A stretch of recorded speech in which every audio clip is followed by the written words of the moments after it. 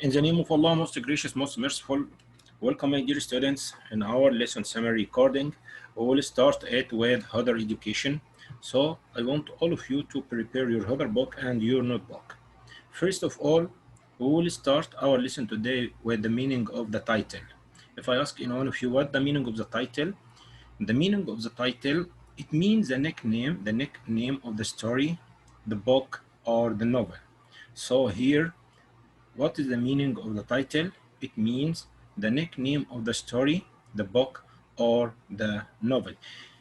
Here we have three main questions before we start our first story in page number 4. Number 1, who are the characters of the story? Number 2, what is the tense of the story? We have three main tenses: past, present, and future. So I want you to know what is the tense of the story. Number 3, is Katie Murag a girl or a boy? Okay, now I want you to open your book, page number 4.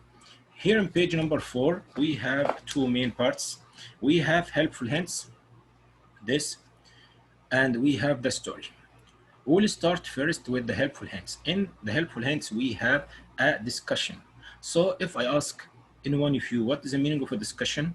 Here we have the meaning of a discussion. Discussion means a talking between two persons or between more than one person, okay? To think about many ideas, okay? You can find two persons talk about anything, or more than 2, 3, 4 persons. They will start to talk about anything, okay? But you have to know that it's important to listen. It's important to listen to what the other people say. So the most important part in discussion or in any discussion is to listen to the other side or the other people, okay? To listen to the other side or the other people, okay? This in helpful hints. Here in the story, we have the title. This is the title, Kay Murag delivers the mail. So I want you to circle the title. Circle it with me like this. Yeah, I want all of you to circle like this. Kay Murag delivers the mail. So if I ask any one of you what the title of the story, you will say Kay Murag delivered the mail. Okay. Pleased to escape, Kay Murag set off. She loved any excuse to visit her granny, who lived all alone in the very last house on the other side of the bay. But it was a hot day, and Katie Murag had just stopped for a moment to paddle in a pool beneath the Redburn Bridge, when suddenly, splash! She slipped on slippery stone. She fell into the water, mailbag and all. This is our story. We have some new vocab here in the story. Number 1 is deliver. Deliver means give. Deliver means give. Number 2 is mail. The meaning of mail is letter or post. Post. Number 3 is pleased. Pleased means happy or glad. Number 4 is escape. Escape means run away. Okay. Set off means move or go. Here we have granny. Granny means grandmother. Bay means big lake or something look like golf. Okay. Here we have barrel. Barrel means stick in the water or enter into the water. Okay. Here we have slippery stones. Slippery stone means soft stone. Soft. Slippery means soft. Okay. Here we have slept. Slept means fall down. Slept means fall down. Here we have the first question. Is Kay Murag a girl or a boy? You will say she's a girl. Was the day cold or hot? It was very hot. Okay. Here also we have the meaning of the setting. Setting of the story means a place of actions. The place of action. Like a house, school, dark forest, an island, a restaurant, or anything like this. Also we have what is the meaning of theme. The theme of the story is the main idea of actions, like what? Like love, friendship, good things, and etc. Okay, here, if you look on page number 5, we have here 4 questions about the story. The first question is, who was Kay Murad looking forward to visit her granny? The answer will be, she looked she looked forward to visit her granny. Or you can write her granny directly. Okay, like this. Question number 2. Why had Kay stopped to paddle in a pool? In a pool. Yeah. Why had Kay stopped to paddle in a pool? To cool down because it was a hot day. Because it was a hot day. Okay. C. Where was the pool Kay slept into? It was beneath the Redburn Bridge. And if I ask any one of you what is the setting of the story, you will say beneath the Redburn Bridge or the pool beneath the Redburn Bridge. Okay. Why might it be a problem that the mailbag fell into the water? 2. Because all mails would get wet. Okay, my dear students. Okay. Turn the page now, page number 6. In page number 6, we will talk about setting, and we know that the meaning of setting is the place of actions. Okay, here we have setting in stories tell the reader where the story take place. It will talk about the place of action. Okay, okay. Here we have 5 settings or 5 places: castle, dark forest, space, seaside, a palace. And here we have 5 book titles. 5 book titles. Okay. Number 1, The Royal Mystery, Castle in the Sky, Travels Here and There, Exploring the Universe, The Scary Forest. We want to match the setting to the story. Okay. Here we have the answer because we finished it before. A castle will be Castle in the Sky. A palace will be The Royal Mystery. Dark forest will be the scary forest. Seaside will be travels here and there. Space will be exploring the universe. Okay, my dear students? Okay. In page number 7, we will talk here about best friends. Here the title of our story is Detective Dan. Detective Dan. This is the title of our story. Dan and Billy were best friends. So I want all of you to circle Dan and Billy. Dan and Billy. Okay. Okay, you will circle Dan and Billy now. So here we have Dan and Billy. I want you to circle it. Also circle Detective Dan because Detective Dan is the title. Dan and Billy were best friends. They walked school together every morning. Every afternoon they ran home together. They did everything together. One Monday afternoon, Dan came out of school very slowly. Why? It means that there is a problem. We will know. What is the matter, Dan? His mom asked. What's the matter, Dan? What is the problem? What happened? His mom asked. So here we have Dan's mom. Circle it also. Someone threw his lunchbox on the floor. Billy told her. So this is the main problem here in the story, that someone threw his lunchbox on the floor. Mom said, maybe it just fell off the shelf. Maybe it just fell off the shelf.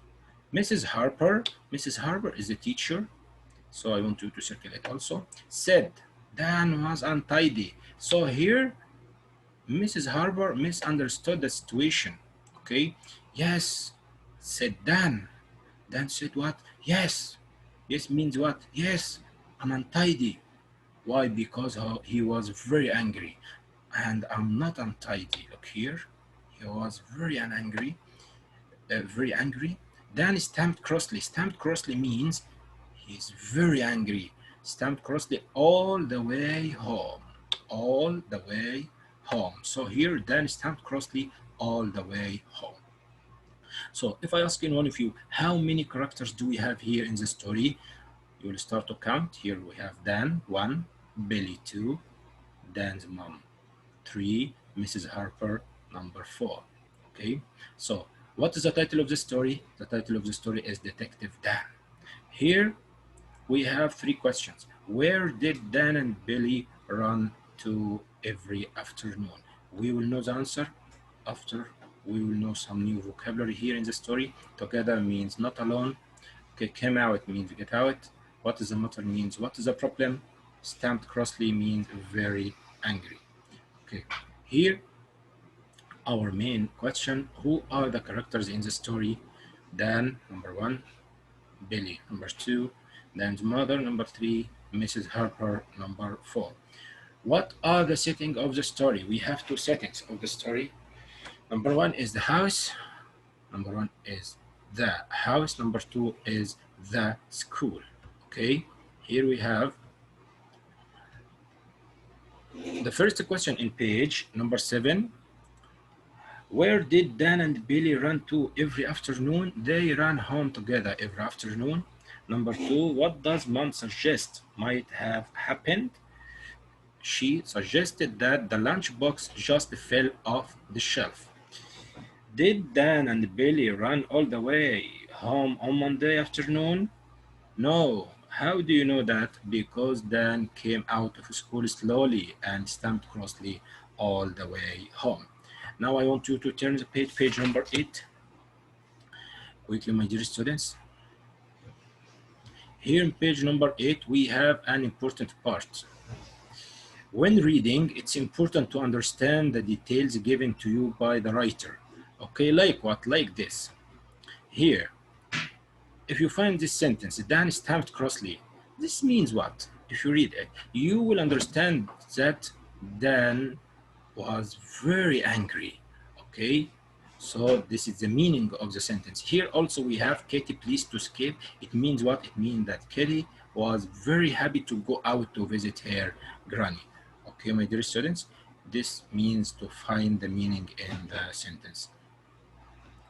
Here, choose the correct answer. Ali smiles when he saw his grandfather. It means that Ali is happy or sad? No, it means that Ali is happy.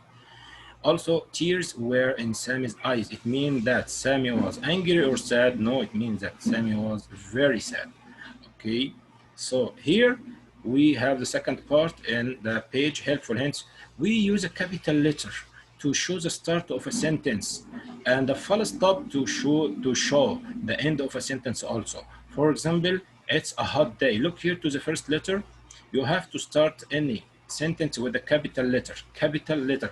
And if we have a sentence, general sentence or statement, you have to put a full stop at the end. If we have a question, you have to put a question mark. Okay, for example, here we have it was called yesterday.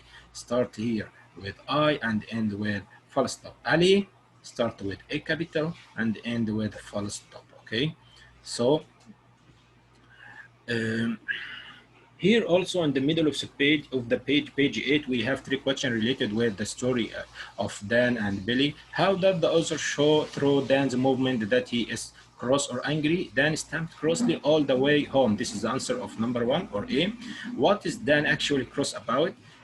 The answer is the teacher thought he is untidy. Do you agree that Dan should be cross? Yes, I agree, because the teacher misunderstood the situation. Now, in page number 9, we will talk here about exploring characters. Okay, the characters,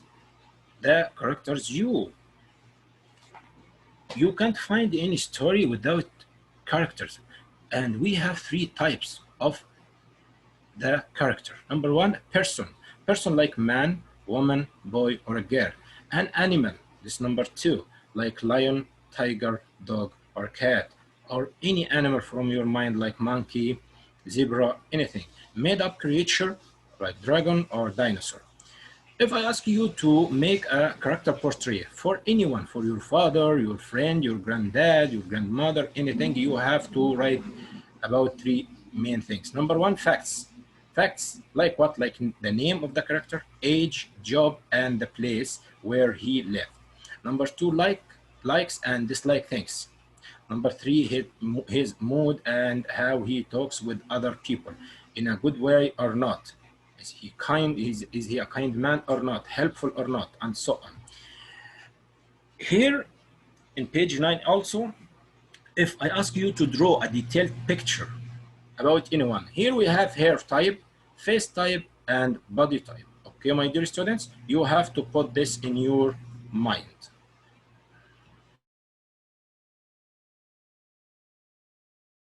Also, here in this page, we will talk about adjectives. We use it to describe the noun. We use adjectives to describe the noun.